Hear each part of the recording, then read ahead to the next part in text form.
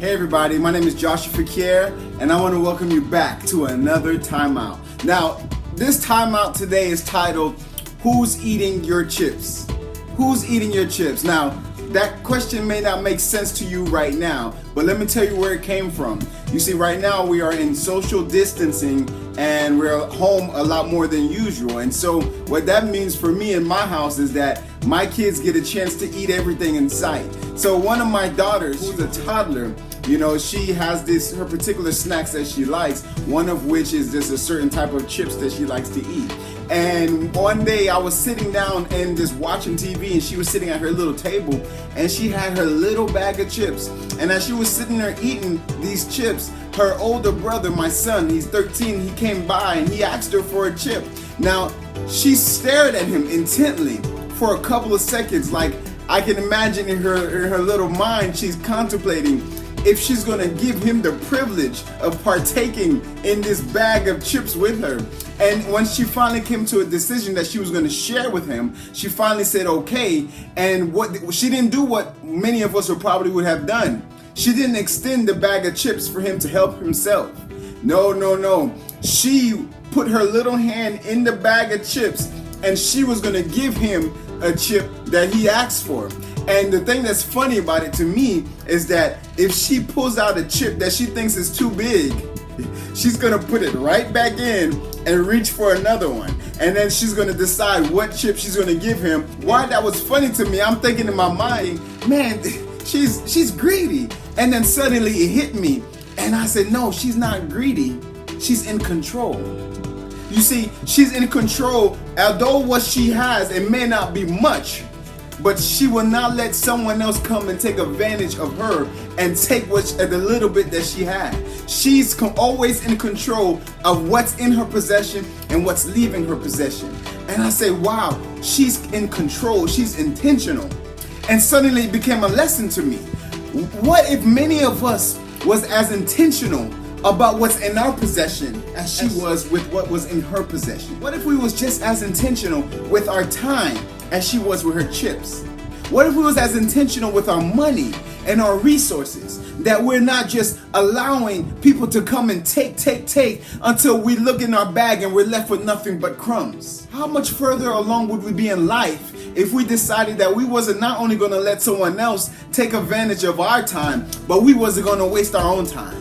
We wasn't gonna let someone else take us for everything we have, because you know the saying, if you give somebody an inch, they'll take a mile. But if you're not intentional, you're not aware of what's in your possession. You won't value what's in your possession. And so you're just going about, as my father say, all willy-nilly, and there's no type of plan in sight.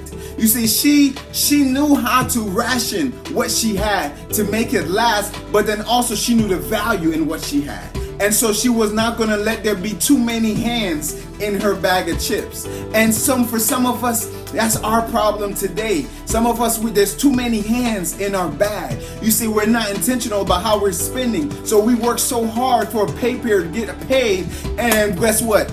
All these hands are in our bag of chips. There's Papa John's, their hand is in our bag. There's eBay, there's Amazon. There's all these different places where we can spend all our money. And when we stop to look at what's left, we're left with nothing but crumbs to apply to what we want to do in life, our dreams and our goals. You see, what about our time? What if, we're not as intentional about our time, and so there's so many different distractions that's taking up all our time that we have no time left at the end of the day to apply to your future, to apply to the things that you want to do in life. You see, we have to know constantly what is going on and what's leaving our possession, because what you are in possession of is valuable. Your time, your money, your resources, your ideas, all these things. And if you leave it up for grabs, trust me, somebody's going to take it away. If you don't utilize your time, guess what? Someone will use your time for you, and someone will plan your day for you. You have to know what's in your possession, and you have to decide where you're going to ration out these things. I'm not saying to be stingy. I'm not saying to be selfish. What I'm saying is to value you. If you value you, you know where to apply your resources, and you will know where not to apply your resources. Because some people will mean well, and some people just come to take. So I'm here to tell you, who is eating your bag of chips? That's my question. Who's eating your chips? When it's all said and done, are you satisfied with what's left over? Let me tell you, my wife and I, we had to come to a place in our lives because we have so much dreams and so much goals, but we're realizing if there's too many hands in our bag, there's nothing going to be left for us. And we are the ones who woke up in the morning to go to work and to come home, and you're working hard and you're sweating and you're sacrificing, and when it's all said and done, you get paid and it comes in this direction and leaves this direction. Your time, how many of you feel like there's not enough time in the day to do the things that you want to do because you're so spent doing the things for somebody else, helping someone else to grow their dreams? You see, we got to be intentional about it. Once we made a decision that, you know what, just like you can unfriend somebody on Facebook or Instagram, we decided we were going to unfriend debt. You know, every time we get paid, there's things we want to do, but the more debt you're in, the less you have available to do what you want to do. And so we made a decision that we was going to pay things up and pay things off. And then we're noticing now that at the end of the month, because we're removing hands out of our bag, because we're taking hands out of our bag, there's more left to bring home so that we can not just focus on our present, but we can plan for the future. You see, Dave Ramsey says it like this. He said, it's better to have more money at the end of your month than to have more month at the end of your money. You see, that can apply to your time as well. If you're not intentional about how you're spending your time and who you're giving your time to, by the time it comes to your dreams and your goals, you can find yourself left with nothing, no time left for you, because you're too busy using your time to give to somebody else. You see, this is coming from a place of love. I don't want you to feel like that I'm speaking harshly to you, but what I'm tired of seeing is so many people's dreams dying. I was reading an article just before this that two of the top reasons why people's dreams die, why people stop pursuing their dreams, is one of the top reasons was fear. You hear me talk about fear all the time. The second thing that stops people from going after their dreams is what they call a lack of resources, which is attributed to no discipline. You see, I don't want to see anyone's dream die. I want you all to be able to go and do the things that you so desire to do in your heart, the things that you're passionate about. But if we're not intentional, if we have our bags available to the public, by the time every hand comes out of the bag, you're going to be left with nothing.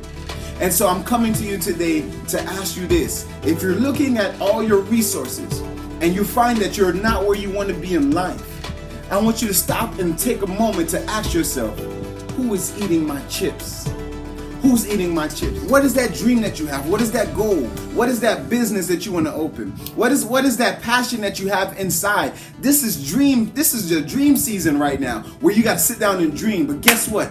After you're done dreaming, after you come up with the business plan, after you have the blueprints for that house that you want to build, that dream house, you're going to need some resources to make that dream a reality. And if you're not intentional about what's in your possession, if you're not aware of what's going out versus what's coming in, the dream will always remain a dream. So I want you to stop this. After I'm done, I want you to go back and sit down and write all the things that you're doing with your time, with your money, with your resources, with your ideas. And as you're writing all these things down, if you're noticing that out of all the things that you have and you're not left with much when it's all said and done, I want you to stop and ask yourself, who's eating my chips? I want to thank you for joining me this week on Time Out. And until next time out, I pray you're blessed. Be safe and be well. Hey everyone, it's Joshua Fakir here, and I just wanted to take a moment to thank you for taking a time out with me each week and giving me the privilege of speaking into your life. You see, here at Jace Fakir, our purpose is to provide content that encourages, enriches, and empowers others to be relentless when going after their dreams and goals. You see, you all have a dream that deserves to be fulfilled and a purpose that deserves to be met. And here we aim to help walk alongside you to help you to get there. So if you find that this content helps you in any way, then I'll invite you to go ahead and subscribe to the channel and hit the notification button so you know when new content comes out, and share this encouragement with somebody else. And I have one last announcement. You see, many of you know I always speak against fear because research shows that fear is one of the top reasons why people don't go after their dreams. Fear is a dream killer. So I just came out with my new ebook called Overcoming Fear, and I want you to get your free copy today. Click on the link below, get your copy. I pray you're blessed, and I'll see you on our next time out.